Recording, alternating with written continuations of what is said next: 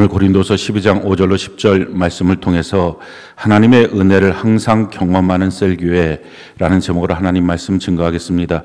우리가 소망하는 셀 공동체 35번째 시간입니다. 오늘 말씀의 내용은 하나님의 은혜에 대한 내용입니다. 이 하나님의 은혜라고 하는 단어가 참 얼마나 감사하고 또 얼마나 아름답고 멋진 단어입니까? 이 하나님의 은혜 안에서 우리는 숨을 쉴 수 있습니다. 또 이 하나님의 은혜 안에서 새 힘을 얻게 되고 안식을 얻게 됩니다. 새로운 사명을 또 우리가 받게 됩니다. 그래서 하나님의 은혜가 없다면 각박한 세상 속에 수많은 마귀의 도전들 가운데 우리가 사실은 살아남지 못하고 제정신으로 이 땅을 살 수 없을지도 모릅니다. 이 하나님의 은혜라고 하는 단어는 받을 자격이 없는 자에게 베푸시는 하나님의 놀라운 사랑, 이것이 은혜입니다. 우리가 성경 전체를 놓고서 하나님의 은혜가 과연 어떤 것들이 있는가, 내게 베푸신 하나님의 은혜, 이것을 한번 우리가 살펴보면 전체 아마 6가지로 하나님의 은혜를 요약할 수 있을 것입니다. 첫 번째, 받을 자격 없는 우리 모두에게, 저에게 주신 하나님의 은혜, 그 놀라운 사랑은 우리를 지으신 것입니다. 오늘 성경은 우리에게 이와 같이 말씀을 합니다. 시편 139편 13절, 14절, 17절 우리 같이 한번 한 목소리 한번 읽어볼까요? 시작. 주께서 내 내장을 지으시며 나의 모태에서 나를 만드셨나이다. 내가 주께 감사하옴은 나를 지으심이 심히 기묘하심이라. 주께서 하시는 일이 기이함을 내 영혼이 잘 아나이다. 하나님이여, 주의 생각이 내게 어찌 그리 보배로우신지요, 그 수가 어찌 그리 많은지요. 지금 성경이 우리에게 말합니다. 하나님이 나를 지으셨다라는 것입니다.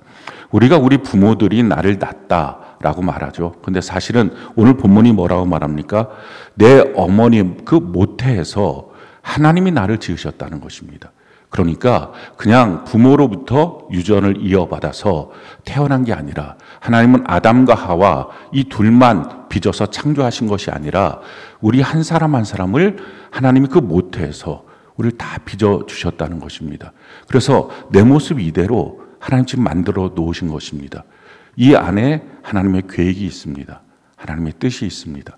그래서 여러분들이 아침마다 또 다니면서 거울을 볼 때마다 내게 하나님의 뜻이 있지, 내게 하나님의 계획이 있지, 이 사실을 계속 거울을 볼 때마다 보는 것입니다. 하나님이 나를 빚어서 이렇게 이 모습으로 만드신 거야. 내 아버지로부터, 내 어머니로부터 유전받은 모습이 아니라 그 모습 비슷하게 전혀 엉뚱하게 만드시진 않았겠죠. 근데 그걸 하나님이 손으로 나를 빚어주셨다 하는 것입니다. 그러면서 날 향한 하나님의 생각이 얼마나 보배로우신지요, 이렇게 지금 다윗이 고백을 하는 것입니다. 참 놀라운 하나님의 그 손길을 내가 느낍니다 라고 고백하는 거죠. 사실은 이 고백을 하고 있는 다윗은 성경학자들은 아마도 그는 그 이새의 정실 그 자녀가 아니라 첩에서부터, 기생에서부터 낳은 자녀다라고 이렇게 보통 간주를 합니다. 그러니까 출생은 참 어떻게 보면 사람들의 손가락질을 받을 수 있는 사람이었습니다. 그럼에도 불구하고 다윗은 고백합니다.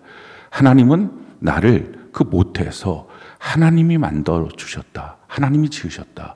또 나는 참 놀라운 하나님의 보배로운 생각, 그 뜻을 갖고 이 땅에 태어났다라는 것입니다. 우리 모두 다 마찬가지예요. 하나님이 나를 그렇게 만들어 놓으셨다. 이게 첫 번째 하나님의 은혜예요. 거기서부터 하나님의 은혜는 시작했습니다.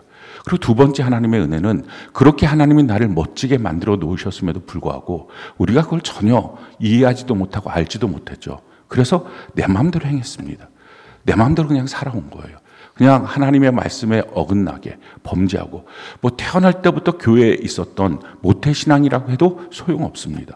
그냥 다 자기 마음대로 하나님의 십자가를 만나기 전까지는 그냥 그렇게 엉망진창으로 우리가 사는 거예요. 죄가 죄인지도 모르고 하나님의 뜻이 뭔지도 모르고 날 향한 계획이 뭔지도 모르고 그냥 세상 풍조에 따라서 마음과 육체가 원하는 대로 그렇게 진력하면서 달려가는 인생, 그렇게 살았습니다. 근데 그렇게 살다가 이 땅에서 죄로 말미암아, 그 당하는 저주로 말미암아, 질병으로 말미암아, 가난의 수많은 영의 그 문제 때문에 짓눌려 있다가 어느 날 하나님의 사랑을 만나죠. 그래서 고백하는 거예요. 그 두 번째 은혜입니다. 하나님이 날 위해서 그 아들을 보내서 십자가로 나의 죄를 대신 속량하셨구나. 이걸 고백하게 됩니다. 이것이 두 번째 하나님의 은혜입니다. 성경은 우리에게 이렇게 말하죠. 로마서 5장 8절 같이 한번 한 목소리 읽어볼까요? 시작. 우리가 아직 죄인 되었을 때에 그리스도께서 우리를 위하여 죽으심으로 하나님께서 우리에 대한 자기의 사랑을 확증하셨느니라. 우리가 깨끗하고 의인 되었을 때가 아니라 우리가 아직 죄인이었을 때, 하나님을 전혀 모르는 바로 그때에 하나님이 우리를 위해서 자기 아들을 보내서 우리의 모든 죄를 속량하시는, 대신 속량하시는 그 은혜를 베푸셔서 내가 너를 이렇게 사랑하고 있어. 내가 너를 지은 거야. 그리고 지은 너를 이렇게 회복시키고 구원시키기 위해서 내 아들을 대신 죽였어. 라고 하나님이 우리에게 은혜를 보여주시는 것입니다. 그것이 두 번째 은혜예요. 세 번째 은혜, 그것은 이렇게 아들을 통해서 우리의 죄를 속량하시고 믿는 우리에게 성령을 보내주십니다. 우리가 간절히 구하면 어느 누구든지 다 성령이 임해요. 그러니까 기도하면, 구하면 성령 받는다. 이것은 수학 공식보다 더 강력한 공식입니다. 구하라, 찾으라, 두드리라. 그러면 그 구하는 자에게 하나님은 성령을 주실 거다. 그러니 반대로 구하지 않는 자는 성령 받지 못합니다. 구할 수 있는 믿음을 갖기 위해서 오늘 우리가 이 시간 이 자리에 모인 것입니다. 그리고 반드시 구하여야 합니다. 교회 와서 반드시 성령을 구하지 않으면 평생의 교회 생활은 다 헛것입니다. 구원받지 못한 거예요. 첫 번째, 두 번째 하나님의 은혜, 그러니까 우리에게 지으셨고 예수님을 보내서 우리의 죄를 속량하셨고, 이것도 믿어야지 우리에게 이루어지는 거죠. 그러고 나서 성령을 우리에게 주셔서 그 믿음의 삶을 계속적으로 이어가게 만들어 가시는 것, 이 세 번째 구하지 않으면 첫 번째, 두 번째는 소멸하는 은혜입니다. 전 여러분들이 하나님의 은혜가 끝까지 가도록, 그것이 완성되도록 반드시 성령을 구하고 받기를 바라요. 성령은 그냥 가만히 있는다고 받지 못합니다. 성도들이 모여서 구해야 성령을 받습니다. 물론 성령을 받고 난 다음에는 자기가 혼자 개인적으로 기도하고 말씀 보면 성령을 따라 살 수 있습니다. 그러나 처음에 성령 받는 것, 그건 모여서 부르짖어야 합니다. 성경 전체가 그것을 증거하고 있어요. 그래서 사도행전 2장에 마가의 다락방에 그들이 모여있을 때 성령이 임했습니다. 고넬료의 가정에 그 성도들이 모여있을 때 성령이 임했습니다. 에베소 교회 성도들이 모여있을 때 성령이 임했습니다. 그러니 그렇게 구하지 않으면 구원 없습니다. 예수를 아는 지식이 있어도 소용없습니다. 전에도 말씀드렸지만 지식은 내게 닥쳐오는 환경과 환란과 감정적인 소용돌이 속에서도 예수님 나의 주인이시라고 제정신 못 차립니다. 그냥 다 넘어집니다. 근데 성령을 받으면 어떤 환경에서도 예수님 나의 주인이시다. 그게 변경되지 않아요. 그게 성령의 너무 놀라운 역사예요. 성경 우리에게 이렇게 말합니다. 요한복음 14장 16절 같이 한번 한 목소리 읽어볼까요? 시작. 내가 아버지께 구하겠으니 그가 또 다른 보혜사를 너희에게 주사 영원토록 너희와 함께 있게 하리니. 첫 번째 보혜사 예수님이십니다. 그리고 예수님이 부활하시고 승천하셨어요. 하늘나라에 가셔서 우리가 하늘나라에 갈 수 있도록 우리의 처소를 준비하고 계십니다. 그리고 나서 두 번째 보혜사, 또 다른 보혜사를 우리에게 보내주셨어요. 그분이 성령님이에요. 예수님과 성령님은 동일한 그런 사역과 동일한 능력을 갖고 계십니다. 위격은 다르지만 그러나 동일한 사역과 동일한 능력을 갖고 계십니다. 그 성령님이 우리에게 오셔서 영원히 떠나지 않고 우리와 함께 하십니다. 그래서 성령을 받고 성령으로 인도받는 사람은 예전의 제자들이 예수님과 함께 동행했던 것과 동일한 동행을 합니다. 성령을 안 받으면 그게 뭔지 모르는 거예요. 성령을 받아야만 주님이 오늘도 나를 인도하고 있구나. 주님이 오늘도 나에게 말씀하고 있구나. 주님이 나보고 어디로 가라고 하는구나. 무엇을 하라고 하는구나. 그게 점점점 명확해집니다. 그게 그리스도인이에요. 성령이 없으면 그리스도인이 아니다. 로마서 8장 9절에 말씀하죠. 그러니까 우리가 다 성령을 받아야 그리스도인이 됩니다. 예수님 당시에 12 제자만이 아니라 지금도 성령 받은 모든 성도들은 예수님 시대의 12제자가 주님과 동행했던 것처럼 주님이 계셨을 때 그 풍랑 있는 바다에서도 그 잔잔함의 능력을 경험했던 것처럼 동일하게 지금도 경험하고 사는 것입니다. 이게 은혜예요. 더럽고 추한 우리에게 그 거룩한 영인, 예수의 영인 성령이 오셨다. 그분이 떠나지 않고 나와 함께 하신다. 이 사실이 너무 놀라운 것입니다. 이걸 경험하고 살아야 돼요. 그걸 경험하지 않으면 그걸 종교인이라고 말해요. 그럼 그리스도인이 아니에요. 근데 너무 놀라운 것은 그것은 학식이 있어야, 돈이 있어야, 자격증이 있어야, 학벌이 있어야 얻어지는 게 아니라 구하면 돼요. 어디서? 간절히 모여서 교회에서.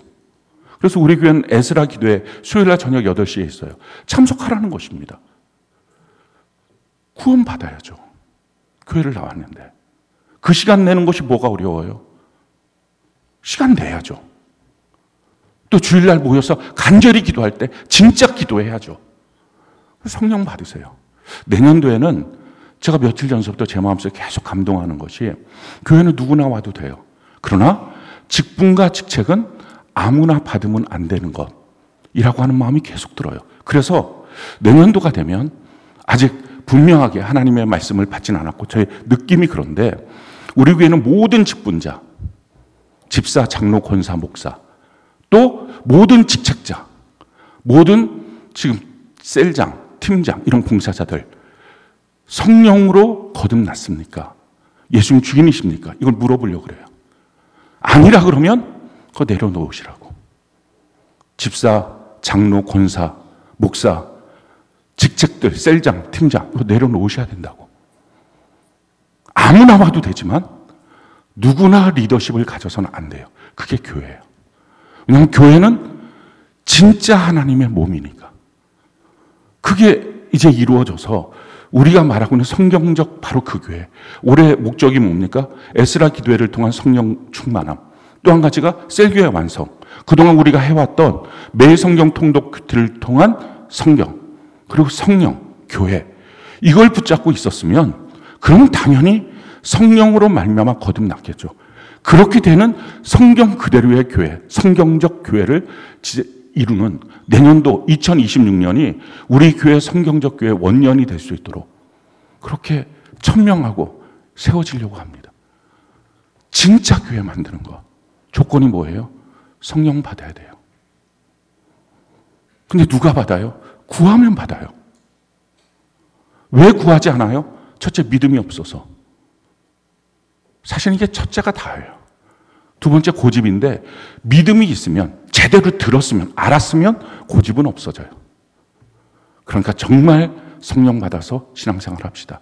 그리고 나서 하나님이 주시는 네 번째 은혜, 정말 받을 자격 없는 우리에게 주신 하나님의 놀라운 은혜, 그것이 바로 성경입니다. 우리에게 성경을 전해주기 위해서 얼마나 많은 사람들이 순교했는지 아십니까? 우리나라에 성경을 전해주기 위해서 맨 처음 성경을 전해준 건 토마스 선교사예요.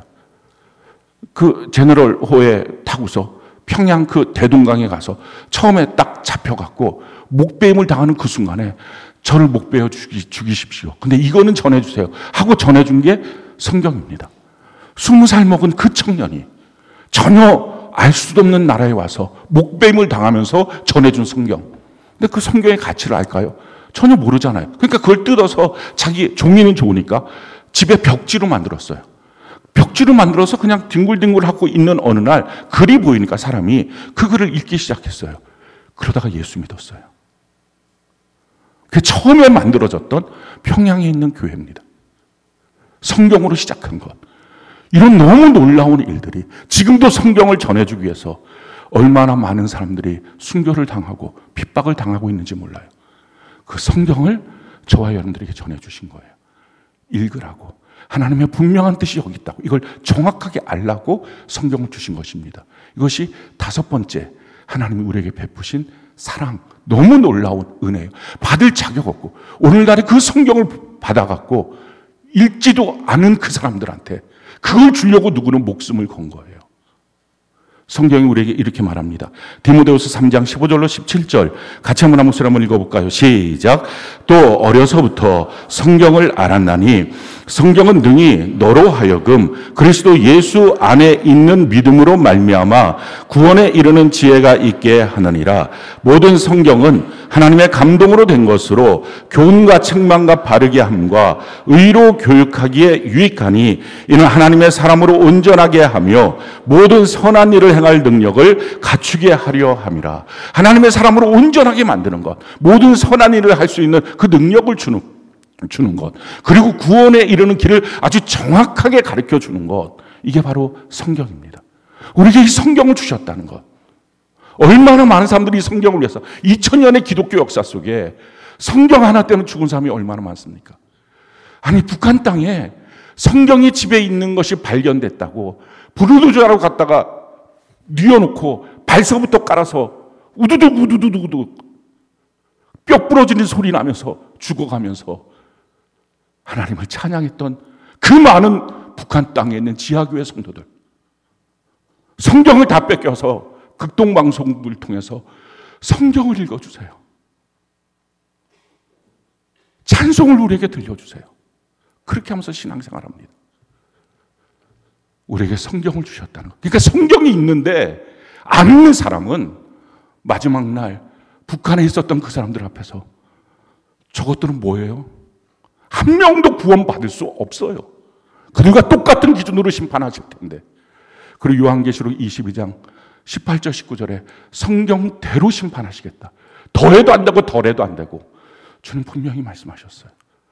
성경을 우리에게 주셨다는 거, 이건 너무 놀라운 은혜입니다. 다섯 번째 우리에게 주시는 은혜, 그것은 교회를 주신 거예요. 성경은 우리에게 이와 같이 말씀합니다. 로마서 8장 29절로 30절. 우리 같이 한번 목소리 한번 읽어볼까요? 시작. 하나님이 미리 아신 자들을 또한 그 아들의 형상을 본받게 하기 위하여 미리 정하셨으니 이는 그로 많은 형제 중에서 맏아들이 되게 하려 하심이라. 또 미리 정하신 그들을 또한 부르셨고 부르신 그들을 또한 의롭다 하시고 의롭다 하신 그들을 또한 영화롭게 하셨네. 성경에서 부르셨다라고 하는 단어, 이 부르셨다라는 단어가 에클레시아입니다. 우리가 잘 알고 있는 교회라고 하는 단어. 교회가 뭡니까? 하나님이 세상 가운데서 사람들을 불러서 하나님의 공동체로 만들어 놓은 것. 그게 교회예요. 교회는 이런 건물로서의 건물이 아니라 하나님이 불러주신 사람들, 저와 여러분들이 여기에 그냥 있는 게 아니라 미리 아신 자들. 너무 놀랍지 않습니까? 하나님 날 미리 아셨다. 나라고 하는 사람을 아셨다. 오성택, 내가 널 알고 있어. 아셨다는 거죠. 그리고 미리 정하셨어요. 내가 너를 이때에 부를 거야. 그리고 하나님의 바로 그때 하나님의 교회로, 수많은 교회가 있지만 5만 교회가 있지만 그중에 하나님이 바로 내 교회, 여기서 너는 신앙생활 해야 돼 라고 하나님 우리를 이 자리로 불러주셨어요. 불러주신 교회의 목적이 뭡니까? 부르신 그들을 또한 의롭다 하시고 믿음으로 말미암아 의롭게 되는 것, 거듭나는 것, 구원받지 않으면 교회로 하나님이 불러주신 그 놀라운 은혜는 거기서 취소되는 것입니다. 거듭나셔야 돼요. 그리고 거듭난 그 의롭다 하신 그를 영화로운 길로 인도해 가신다 라고 하는 거예요. 그걸 해서 교회를 세워주신 거예요. 우리에게 이 교회를 주셨다는 것. 아, 교회가 없었으면 내가 이 복음을 알아들을 수 있었을까? 이 신앙의 길을 걸어갈 수 있었을까?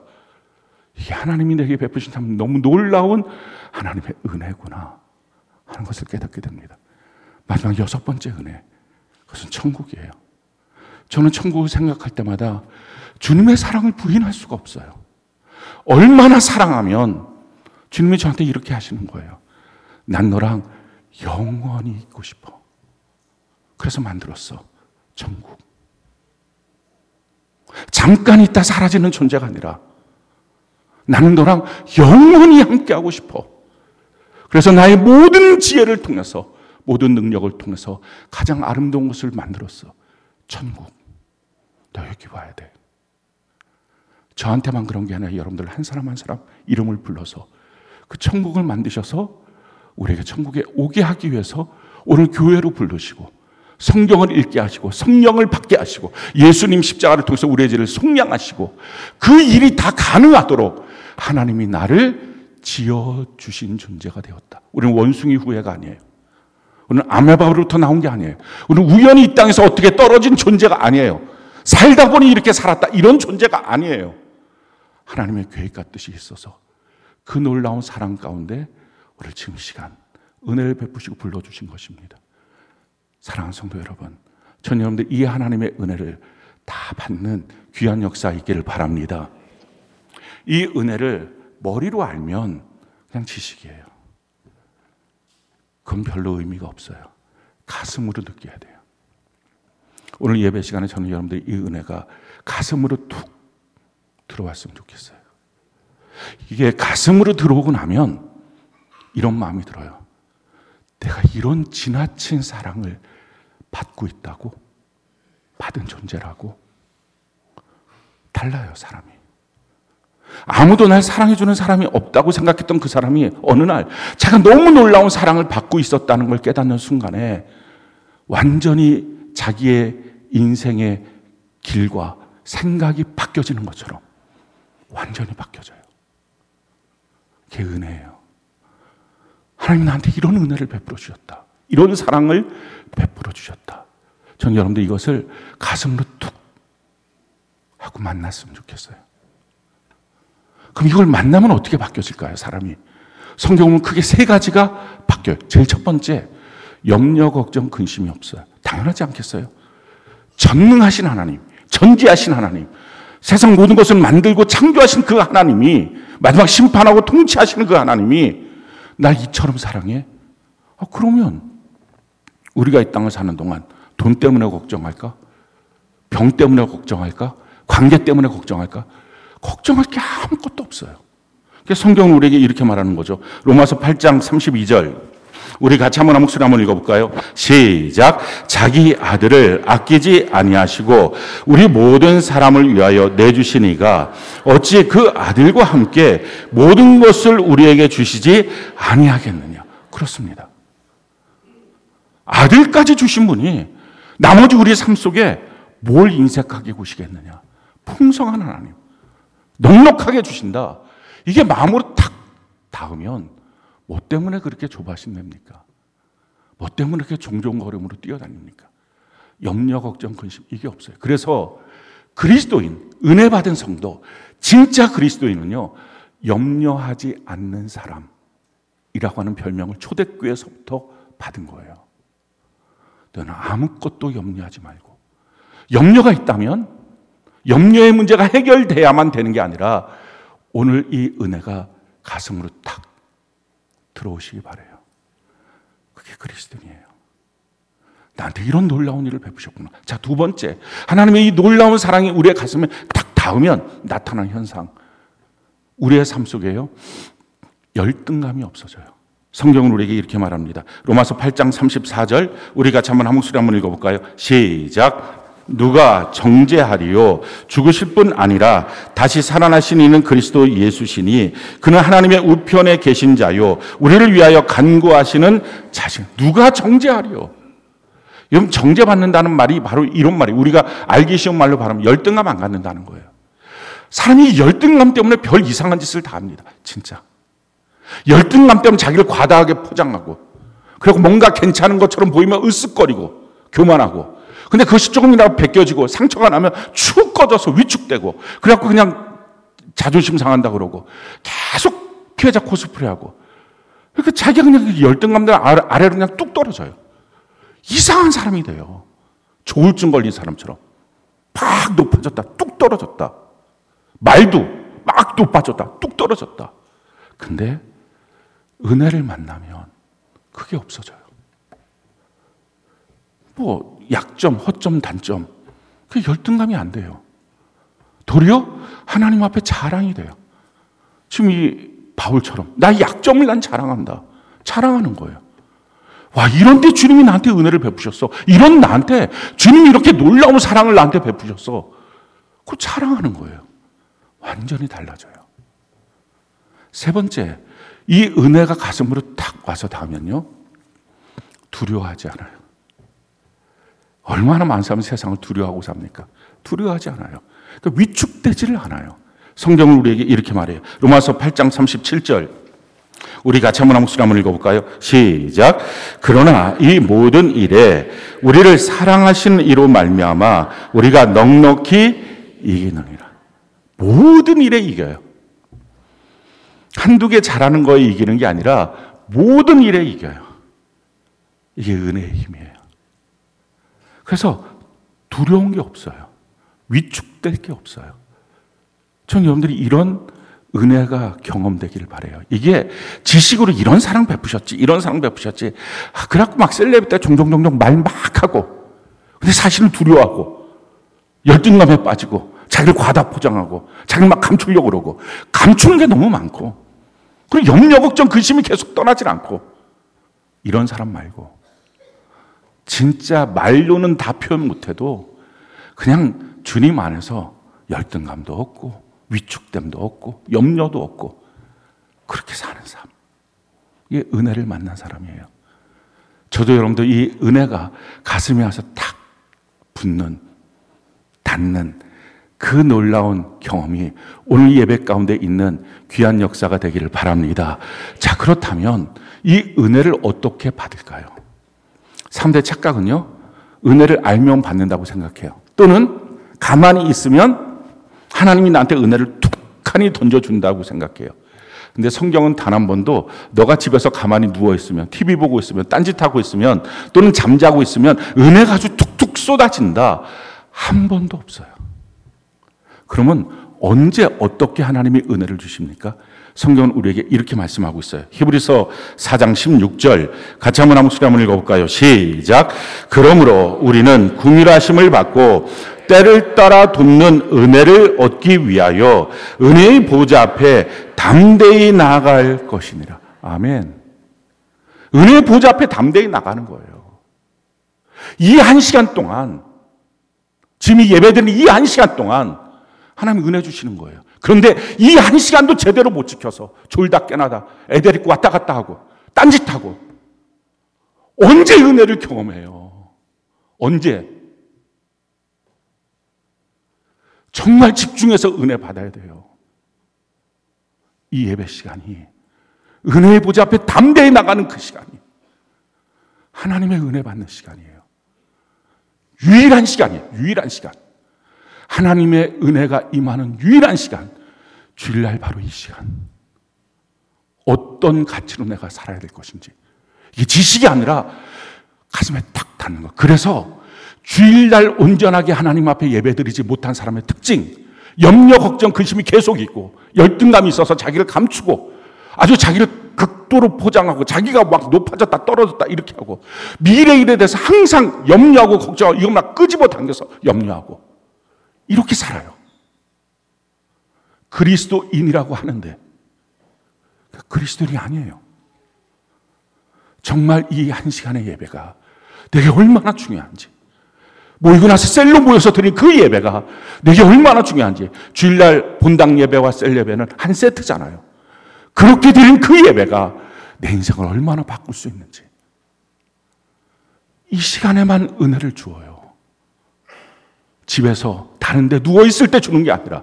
성경은 우리에게 이렇게 말합니다.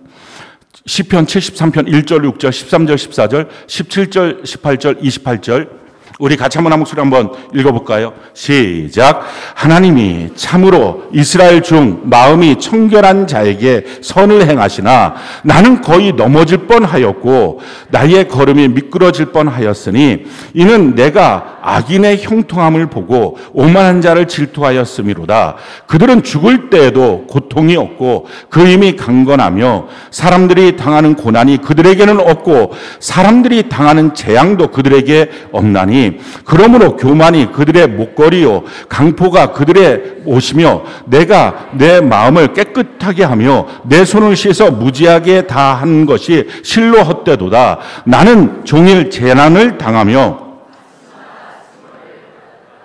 하나님의 성소에 들어갈 때야 그들의 종말을 내가 깨달았나이다. 주께서 참으로 그들을 미끄러운 곳에 두시며 파멸에 던지시니 하나님께 가까이함이 내게 복이라. 내가 주 여호와를 나의 피난처로 삼아 주의 모든 행적을 전파하리로다. 이 아삽이 지은 시인데요. 아삽이 이렇게 말합니다. 내가 살면서 참 시험 들었다는 것입니다. 그 시험 들게 된 이유가 뭐냐? 보니까 악인들이 너무 형통해요. 못된 인간들이 너무 잘 돼요. 그리고 죽는 그날까지 별로 탈도 없이 죽어요. 아니 어떻게 하나님이 계신데 저럴 수가 있어? 저것들이 저주를 받아야지, 진노를 받아야지, 사건 사고가 일어나야지. 근데 그게 전혀 없는 거예요. 게다가 자기는 하나님을 그렇게 믿는다고 하는데, 주의 말씀대로 살려고 하는데 말씀대로 조금만 못 살아도 막 하나님이 징계하는 것 같고, 매맞는 것 같고, 힘들고 책망받고 훈계받고, 이게 도대체 뭐야? 왜 나는 믿는다고 하는데도 계속 책망받고 혼나는 것 같고, 왜 저들은 전혀 지 마음대로 사는데 뭐 전혀 문제도 없이 죽는 그날까지 아주 멋지게 잘 죽고, 왜 이런 차이가 나와? 이거 예수 믿는 것 헛된 거 아니야? 공연히 내가 믿고 있는 것 아니야? 라고 하는 마음으로 시험 들었다는 거예요. 아삽이.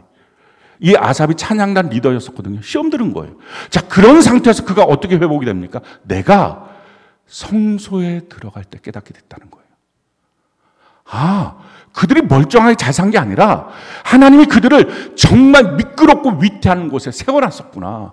한순간에 멸망받고 지옥 가는구나. 그걸 깨닫게 됐다는 거예요. 천국과 지옥이 너무 명확해졌다는 거예요. 그래서 고백합니다. 주님을 가까이 하는 게 복이구나. 내가 주님을 조금이라도 멀리 했더니 시험 드는구나. 여러분, 시험 든다는 말이 무슨 말인지 아십니까? 은혜가 없다는 말이에요. 은혜가 없다는 말이 무슨 말인지 아십니까? 주일날 예배가 온전하게 드려지지 않았다는 얘기예요. 그럼 100% 시험 들어요. 주일 예배를 실패하고 나면, 온전한 본당 예배와 셀 예배 실패하면 100% 시험 듭니다. 시험 들면 이런 말을 해요. 하나님 믿는 게 무슨 소용이냐고. 악인들이 너무 잘 살지 않냐고. 나는 맨날 가면 혼나는 것 같고 책망받는 것 같고, 이게 뭐냐고. 근데 성소에 들어가야 깨달아져요. 그래서 성경은 우리에게 이렇게 말합니다. 에스겔 20장 20절 같이 한번 한 목소리 한번 읽어볼까요? 시작.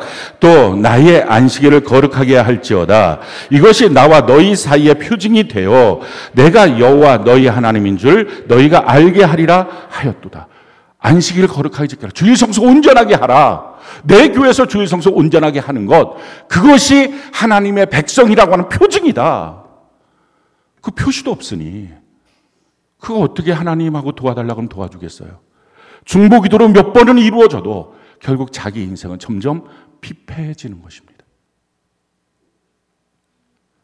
그래서 성경은 우리에게 이렇게 말하는 거죠. 이사야 58장 13절로 14절 같이 한번 한 목소리 한번 읽어볼까요? 시작. 만일 안식일에 내 발을 금하여 내 성일에 오락을 행하지 아니하고 안식일을 일컬어 즐거운 날이라 여호와의 성일을 존귀한 날이라 하여 이를 존귀하게 여기고 내 길로 행하지 아니하며 내 오락을 구하지 아니하며 사서로운 말을 하지 아니하면 내가 여호와 안에서 즐거움을 얻을 것이요 내가 너를 땅의 높은 곳에 올리고 내 조상 야곱의 기업으로 기르리라. 여호와의 입에 말이니라.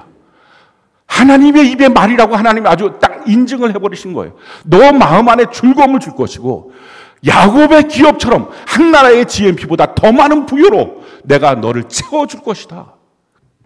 어디서? 온전한 주일 성수. 그러니까 온전한 주일 성수하면 내가 너를 높은 곳에 올려줄 거야. 주일날이 얼마나 귀한지 몰라요. 지 마음대로 왔다 갔다 드렸다 안 드렸다 아무 데서나 드려도 되지, 그런 거 없어요. 온전한 주일 성수 하나님 앞에 드리는 것. 자, 그런데 주일 성수를 드릴 때 두 가지의 조건이 완비가 돼야 돼요. 첫 번째 조건, 신명기 5장 10절 우리 같이 한번 한 목소리 한번 읽어볼까요? 시작. 나를 사랑하고 내 계명을 지키는 자에게는 천대까지 은혜를 베푸는다.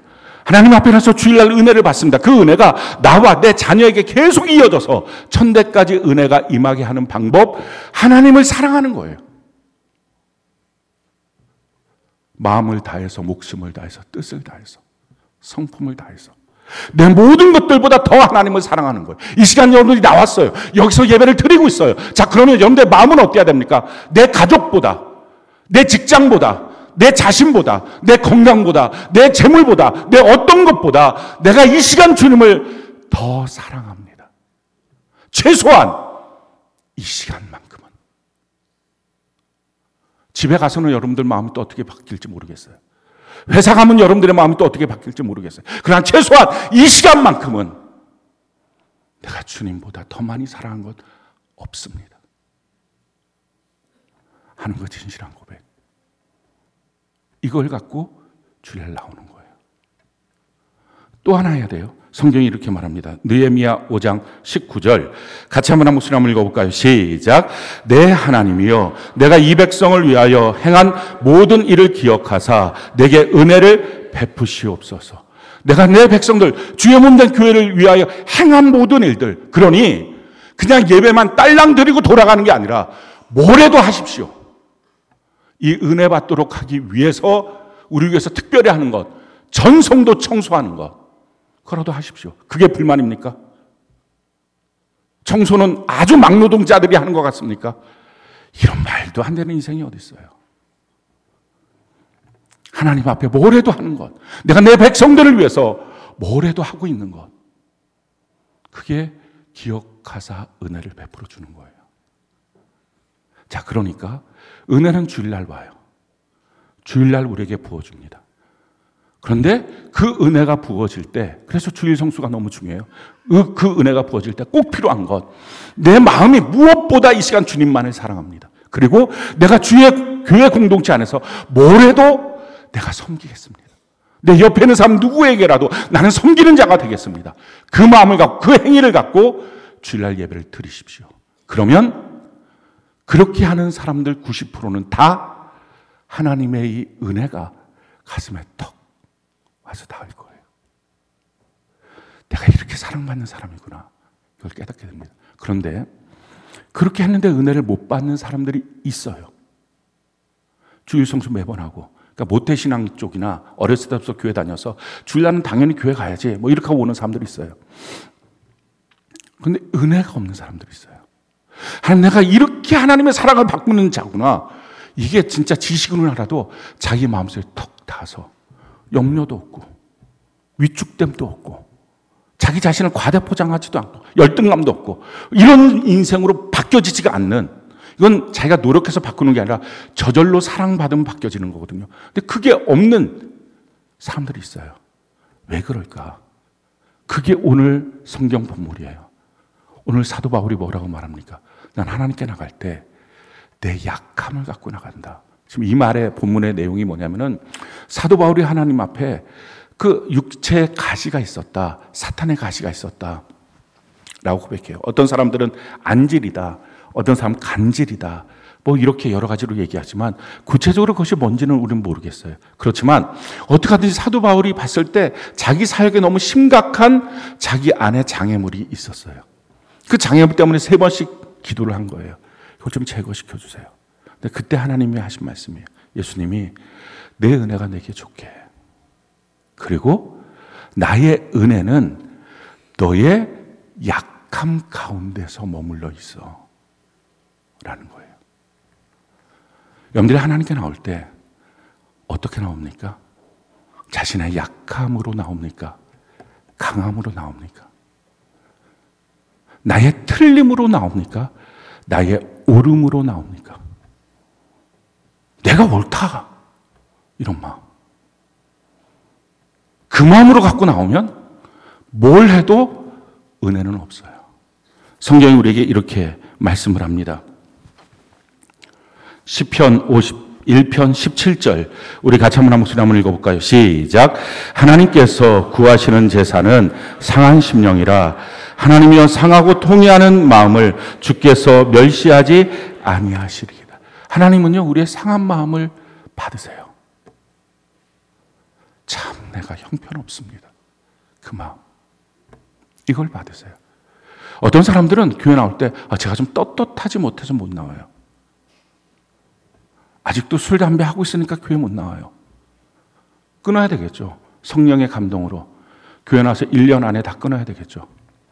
근데 그것 때문에 못 나와요, 뭐 이렇게 말해요. 그러니까 내가 떳떳해지면 나올게요. 내 집이 망해서 내가 못 나와요. 근데 주님이 말씀하십니다. 너 떳떳해서 나오면 은혜는 평생 없어.